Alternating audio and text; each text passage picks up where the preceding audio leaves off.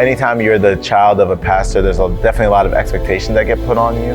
A lot of people kind of expect certain things of you, and it kind of sometimes, I don't want to say that it robs you of your childhood or robs you of certain things, but I think it does put you in a certain light and kind of makes it so that you have to act a certain way in certain environments, and you have to feel like and you always feel like you have eyes on you. I moved, to a different state, so I don't know if that counts as rebelling, but it was just one of those things where I realized that in order for me to really find out my own identity, I needed to separate myself a little bit, and just so I could see what it's like to, like, what do I actually like doing? What would I do if my parents weren't around, So when I was in New York, I was doing residency, which is, it's basically after pharmacy school, some people elect to basically take a year where they work in a hospital, and what they basically say is that it's like 1 year of a residency is about 3 years of doing pharmacy.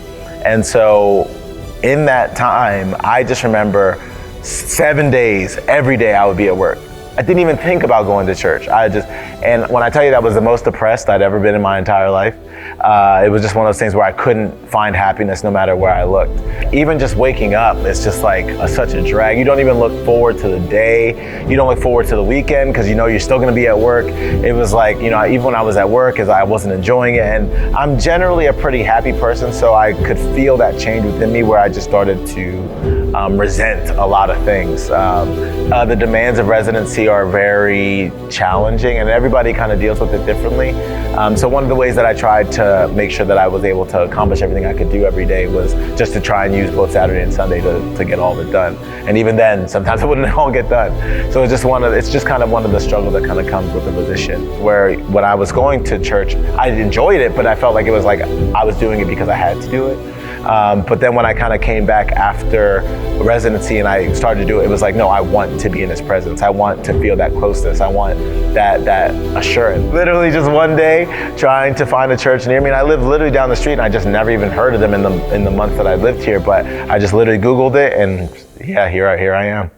Even then, it was really just the environment more than even just the word itself. It was the environment, the love that I felt even just that first day when no one knew me. I sat all the way in the back, and I was like, okay, I can get used to this. And then at some point, Bishop did preach, and I was like, okay, this guy, I think he knows what he's talking about, so maybe I should stick around for a little bit.